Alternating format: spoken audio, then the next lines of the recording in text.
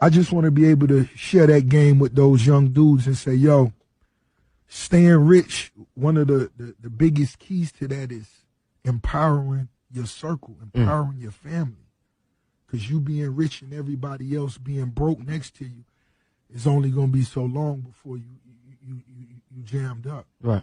But if you can make an investment that empower them, they don't need to ask you for nothing. Wow. This is what I'm finna set up for y'all. Whoever ain't with this, don't even ask me for nothing. Right. If you with this, I'm gonna make sure you gonna make more than you would anywhere else doing anything, cause you blood, you feel me?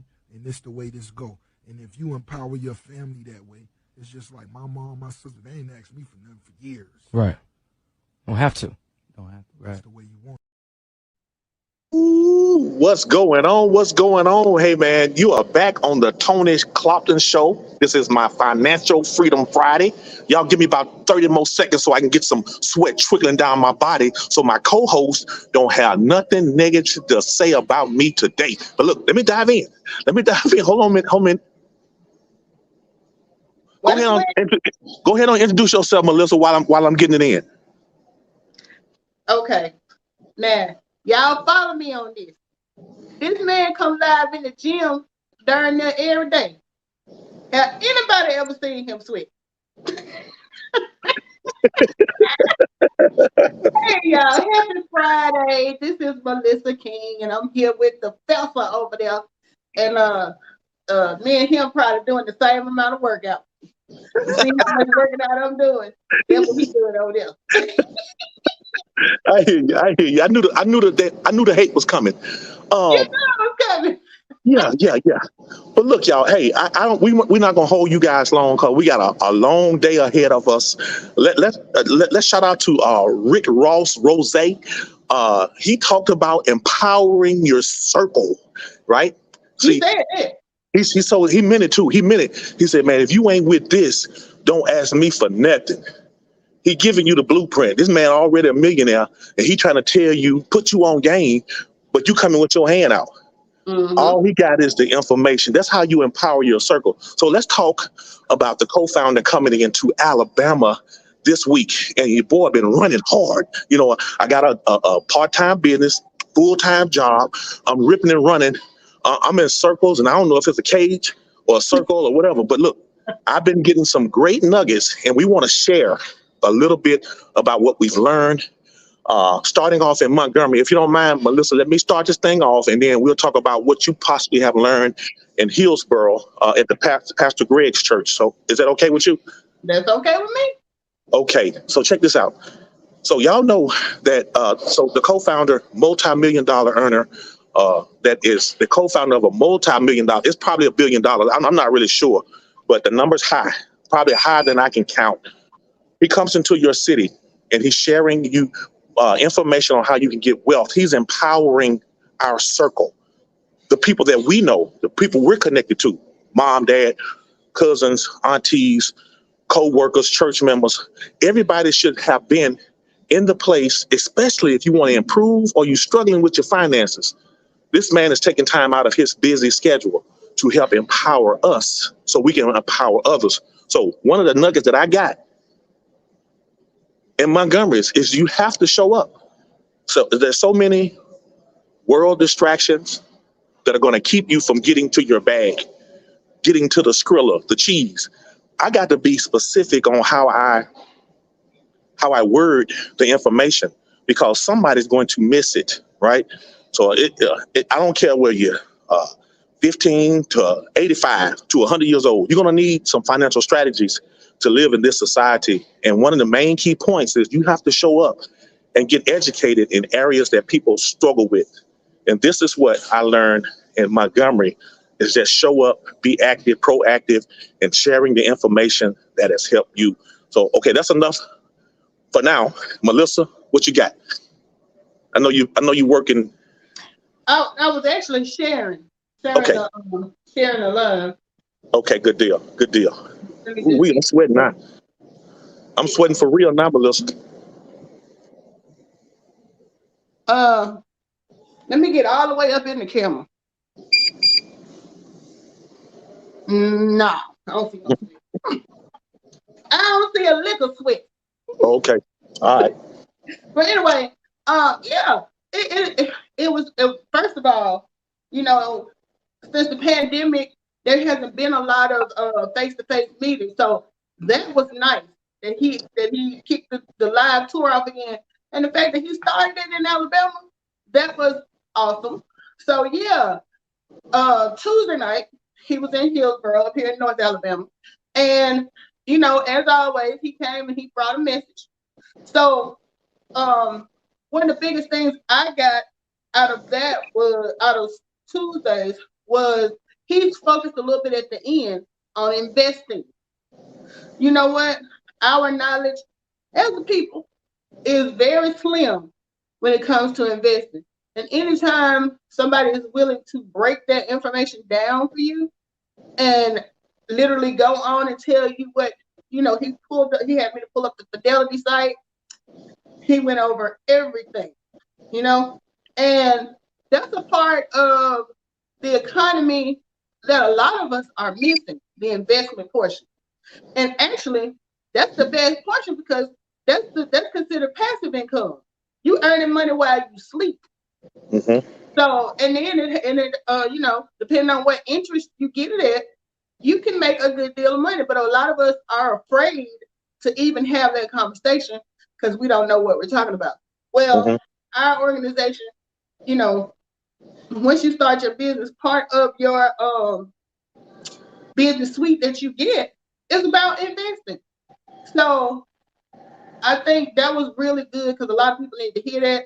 And then when he said the church, should have an endowment. How many churches do you know that have an endowment? I know some churches that got a building fund. Now, I remember a building fund when I was 7 years old. I don't know if they ever got that building fund off the ground, but with an endowment, when he explained that, it just made sense. So I was very impressed with that part, and he even gave me some things to think about. Like I said, I learned something new every single time that we get together. Yeah. So that was another point that I'm gonna go back and look at my investments to make sure that I'm doing the right things. And then, the other thing he shared with us is like, how do these different investment companies compete? Some of them have a fee just for you being there. Sign up. Yeah. There are others that have a minimum amount that you have to have. You got to have $3,000 before you can even jump in on it. And then there are some. All of them charge a fee for your person that's buying and trading for you. But that's competitive too, because he was saying like Vanguard might be charge a 6% rate, whereas Fidelity might charge a 3%. Charles Schwab might. And see, all of that, while I'm saying it now, it's probably going completely over y'all head because this had it me at first too. But what I'm saying is, if you get in and you absorb everything and take in everything there is to learn, this conversation next time will make complete sense. And there's so many people out there in this world that are getting rich without doing anything because they're doing the investment portion. So let's not exclude ourselves, from that part of the economy too. For the most part, it seems like the only part of the economy we've been supplying is the employee part. Yeah. We need to be a part of the other parts of it too. what the Bible say? Don't give me the quote somewhere between Genesis and Revelation. It says something about being the lender and not the borrower. Right. When you investing, you didn't flip that script. You didn't went from being the borrower that you are when you have a credit card to being the lender, where you put your money in something and you telling these companies, all right, I'm gonna let y'all use this, but it ain't you gonna use it for free. You're gonna have to give me a little something too. So that part alone, especially, and you don't even have to be close to retirement to appreciate that, because even in your 20s, and that's when you really, really should be thinking about it. I know better now. But if I had been on this in my 20s, myEcon would probably be my only business right now. Right. So that was the biggest thing I walked away with Tuesday night, the investing portion and how important it is, and how we are excluding ourselves from our own blessings because we're scared and we don't understand. And I get you. If you don't Mm-hmm. understand it, and that's Mm-hmm. your hard-earned money, you don't want to play with it. But at the Right. same time, we have an organization where they are teaching you. They're not telling you what to invest in, but they're teaching you to be able to read an investment portfolio, to Okay. be able to tell how long this stock has been around, what is averaged over the years, how big of a risk it is. That's the Yes. type of stuff we need to know. And Yes. if Yes. it's a case where you don't have to have a certain money to put down, like he was telling me with Fidelity, he switched a lot of his stuff over to Fidelity because there's no minimum start off price. So Mm-hmm. let's say you want to take $10 out of your check every 2 weeks. You Mm-hmm. can do that and put it in a stock. Mm-hmm. So it's something to think about, y'all. Absolutely. Melissa, that is really good. Anytime financial advisor or financial service, anybody comes and talk, you're going to learn something because we have not been given that information, especially in colleges and schools, especially at nobody's job. They're going to teach you this. So look, I want to give a special shout out to Pastor Paul and Pastor Greg for allowing myEcon to share these biblical and financial principles. Look, a lot of people live what they call feast or famine mentality. Either you're going to have a whole lot or you're going to have nothing. In between is really the information. The word of God says that you're supposed to be prosperous and in good health. What are we doing to improve on any of those areas? So I quickly realized that if I'm struggling in any of those areas, I'm going to have to find some mentorship, whether it's a pastor, it's a financial advisor, and especially this company, myEcon. If you have not seen and heard Mr. Stokes speak, he speaks from the words of his mouth and the fruits of his labor. This company has been debt free since day one. It has an A+ with the Better Business Bureau. So that means we're doing business the right way and treating people the way they should be treated. So, man, all God's people are supposed to prosper. And for us to be in position to empower others about what we learned that's the true blessing, y'all. It's like, I know it works, but I can't force you or convince you to see that it works. You have to be open-minded and ready to receive this information. And that's what I've been getting the whole time. I don't get in my feelings when some of my friends or family don't join, because all I have to do is continue to share what God has blessed me with. And hopefully the ones that really need it and want it will find me. So get out your feelings. It's a feeling thing. Everybody get emotional when it comes to money. I don't know what that was created. Look, I know about struggling, and I don't want to live that way. If the word of God said we're supposed to be prosperous, and all we got to do is give God the glory and the credit, and he'll steer us in the right direction and even put the right people in our path.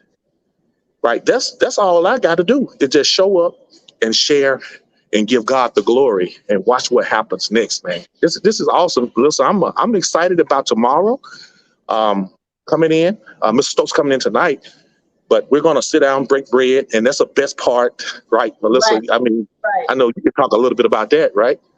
Yes. When he was here Tuesday, my daughter and I, we had lunch with him along with Pastor Greg, and it's just so refreshing to be around someone who genuinely wants to help you if you want to help yourself. Now, he made it very clear, because he said in the past somebody had made a comment, I was supposed to make you rich. He was like, no, I don't make nobody rich. He said, I can give you the tools so you can get rich, but it's up to you. He said, I can only go so far with you. I can show you the tools, tell you how they work, put them in your hand. But after that, I guess it's like that old parable or that old saying, you can bring a horse to water, but you can't make him drink. Mm-hmm. So, everybody's thirst is different, and the thirst that I'm used to seeing people be ain't the same kind of thirsty you need for to be over here. Mm-hmm. Mm-hmm. But I mean, and it's like Rick Ross was saying. I really can appreciate what he was saying about, he is willing to help anybody that's willing to help themselves, but he's not finna do no handouts. And it's amazing how people, you know, another old saying, you give a man a fish, he gonna eat for one day. You teach a man to fish, he can eat every day for the rest of his life. So I don't understand why that mentality is so hard to catch on. You know what I mean? Why do you think that's so hard for people to get? Hey, and like I say, the people they say people eat from the from the words of their mouth. If you're speaking negative and you say we're not gonna never have nothing, that ain't for us. I'm tired. I'm sleepy. I don't have the energy. You're casting a negative impact on God's position for your life. So I think it's really a mindset. Once we start changing the way we think, the way we speak, and then the fruits come. I remember. The co-founder said this. He said, "Good bishops die broke. They die broke, meaning that they're trying to convince people of God's goodness, and they're not looking out or really trying to reach the people that really get it. It's like you can't drag everybody with you.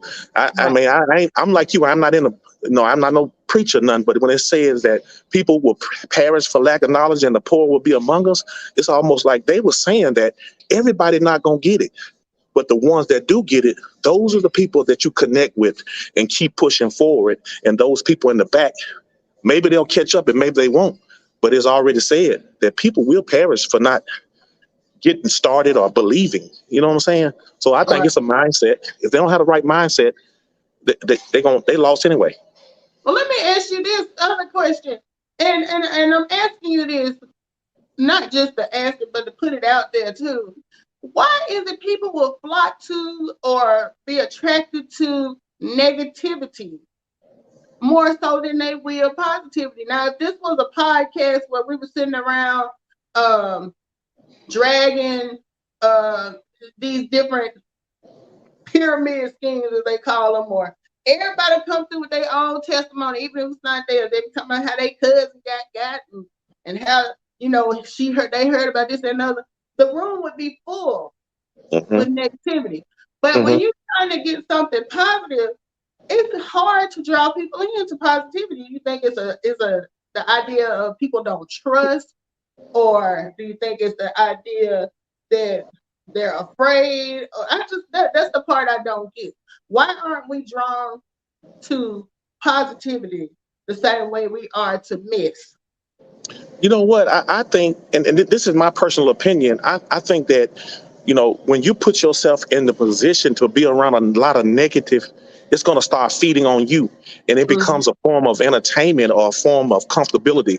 Like, I don't want to hear about nothing positive if I'm surrounded around negative all the time. It's like, if you're not in the right circles, and I like to refer back to what Pastor Paul said, my pastor said last Sunday, is that you gotta check your circle. Is it a circle moving forward, or is it a cage that's going to keep you bound and chained to your own thought and thinking? So I think that the environment does play a part in what you're receiving. Like, I know now, I will remove myself from a negative, toxic situation because I want to elevate. I can't drag negativity with me to a positive situation.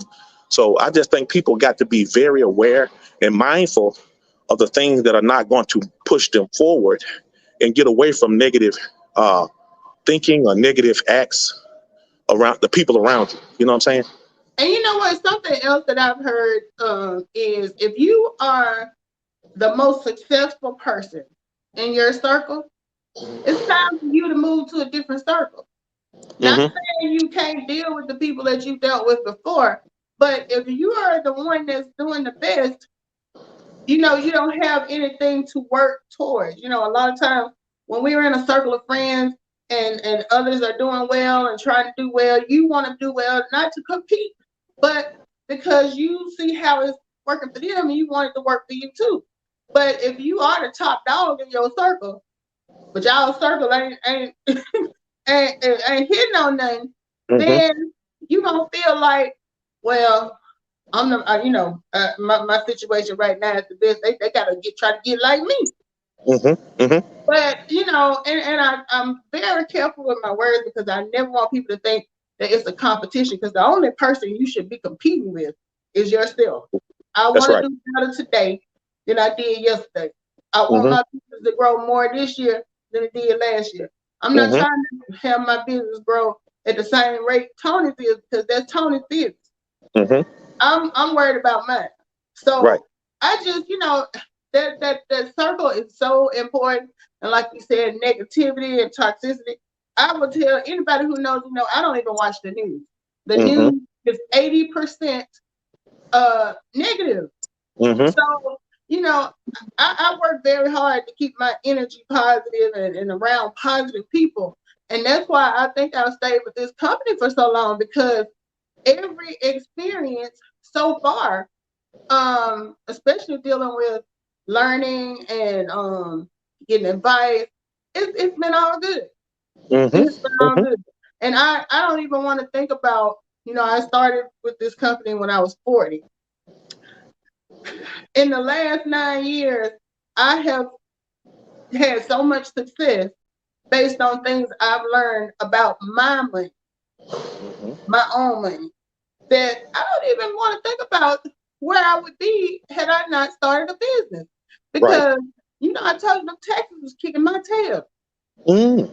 It's almost like the more you make, you get punished. Right. That's your punishment when you Yeah. don't have a business. I'm gonna put it that Right. way. Yeah. Yeah. Because Yeah. it takes you to a higher tax bracket, which means that they're gonna get theirs. They're gonna tax Oh you yeah. more. Yes. But you're not holding on to anything, it almost makes you feel like more money, more problem. Yes. But having this business has been such a blessing to me Mm-hmm. because I number one, like I said, because now I have deductions. But number two, I understand what a deduction is. I didn't even know what that stuff was. Mm-hmm. I didn't know That's what a right. write-off was. I told this story a million times. I used to be listening to Tom Joyner, and he would be talking about they was doing the Tom Joyner cruise or whatever. And he would say it's tax deductible. And I'm like, do that mean it's What? free? I didn't Yeah. know what it meant. So I'm Right. like, are they gonna expect me to pay some money? Or like I'm thinking I just show up at the boat with my suitcase. That's funny. And I'm 40 years old and I didn't know what it meant. So Yes. when they say knowledge is power, I know it's a saying and people throw it around, but it is the truth. It is the When you truth. have knowledge and you learn something, somebody learn you how to do something the appropriate Yes. way, Yeah. Uh-huh. it's gonna take you places. And then, like if you're like us, you want to take people with you, so you sharing the information. That's You right. don't want to be. So I feel like I would be. It would be a crime for me to know all of this good information about how Mm-hmm. to improve your finances, how to do certain things, and not share it with people. Because Mm-hmm. to me, Mm-hmm. that's like being greedy. You Uh, know? uh, uh, that's being unselfish on your part. You have to be unselfish to share something that's helped you, and that's where your blessings come. Right. Because it'd be almost like I'm sitting somewhere at an airport or something, right? And I ain't got but one carry-on bag. And then Mm-hmm. I see somebody sitting across from me and they got 15 bags. Mm-hmm. They finna walk away and leave something on the ground. If I Mm-hmm. let them go and get on the plane like that, Mm-hmm. that's a scandal. And my mom said that's a scandal and a shame on my part. Because Right. all Right. I had to do is tell them, look, Open if your you mouth. if you put this bag in this bag, then you Yeah. can bring it down to one and you drop that back there. Don't leave that back there because that look like it's important. It's the same principle. Right. Right. That's Same. good. That's a good analogy, Melissa. I appreciate. We had to get better at breaking things down and make it relatable to people because you can have some great information, but it could go over a lot of people's heads, right? So you got to. I wasn't gonna say dumb it down, but you have to make it plain and simple. And sometimes creating a story or drawing. You know what I'm And saying? Or just being the true testimony, because I'm gonna tell you, we all got a story. I had to share something, and I know we got to get out of here. I got to go do some things at the church. But what is it? Oh, the old cliche saying that, God dog, it just slipped my mind. Boy, that 50 coming in on me hard, Melissa. And then you I'm know on this treadmill, and it got me sweating. I done lost oxygen. Oh, let I me know what it let was. me let me look real close. Nah, I Huh? still don't Okay. speak. Okay, here's the cliche. He got I a little got it back. shine, but I think that's the light. Oh, okay, so like the light ain't on you, but keep showing up. Oh, I know what it was. It said the cliche was saying, um, players change, but the game remains the same.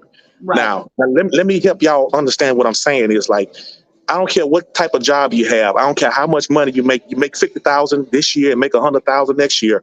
They're gonna move the goalposts, meaning that when inflation and taxes go up, that same 50,000 now you're making 100. It's the same 50,000 because you're spending more money on the things that you need to have, and then your paycheck remains the same. So if you guys don't get on the right side of the tax system, become a business owner, it don't matter how much money you make. And that's what we're trying to teach you in this business of myEcon is become a business owner so you can get certain tax benefits and breaks as a business owner so you can outpace inflation. Mm-hmm. That's the name of the game. But look, I don't want to overtalk it. We got the man coming in Saturday. No, he coming in tonight. And I'm going to rub some elbows. I'm going to get some more juicy information. I'm going to have a notebook full of stuff. And I'm only sharing it to my teammates, the people that are connected, empowering my circle. I want my circle to help me build and grow this business. Right. So if you ain't got it, that's not my fault. We're giving you the blueprint. And I think in my title I said the first step to failure is not starting. So if you ain't starting, I ain't got nothing to do with that. That you said a word then because yeah. If you don't get started, you're not even in the game. You can't ain't even in the game. You know, at least if you get started, you can say I came and I tried. I tried. If you don't But even quitting should never be an option. Quitting should never be an option because there's too many people winning. And if people are winning and you're not winning, it's something that you did wrong. Right. Yeah. Right. Well, I hope this message gets resonates across to somebody. Yeah. You know, Birmingham area, I lived in the Birmingham area for a lot of years. So when I share this, I'm gonna be tagging in my post everybody that I can think of in the Birmingham area. So you already know I'm tagged. You don't even be acting like or whatever. Yeah. So let me give them the address so they don't have no excuses. It is at the Greater Faith Christian Church. The address is, read my lips, 5850 Rockdale Road, Bessemer, Alabama, 35022. It starts at 10. Come early because seating is limited, and we want to make sure everybody gets this wealth of knowledge. Thank you, Melissa. Thank you, and I'm looking forward to tomorrow. Like I said, if I can get away, I come down and break bread with y'all this evening. Because that's every opportunity I have to soak up knowledge from Mr. Stokes. If I can be there, I'm gonna be there. Mm-hmm. Because absolutely, don't worry, I got you. Look, ain't no other millionaires running around trying to sit down with me and talk. Don't worry, I got you, circle. You in my circle, so you covered. I got you covered. Exactly. So yeah, tomorrow's gonna be good. It's feeling like the good old days. Yeah, we gonna get back. We gonna get back and talk business and encourage each other and share tips and everything. Yeah, that's what this feels like. Yeah, I'm excited. Hey, Melissa, hey, I got to get ready to go before I pass out, trying to get this sweat that ain't coming. Tomorrow, I'm looking, let's come early. Let's get this thing started. Let's invite the people in. Let's usher the people in. I'm ready to get it going. All right, y'all. Y'all heard it from the man himself. Greater Faith Christian Church, 10 a.m. He gave you the address. Real easy to find. I'm the worst in the world with directions, and I found it with no problem. So, y'all come through at 10 o'clock and check us out. Okay. All right. We'll see y'all tomorrow. Bye. Bye-bye.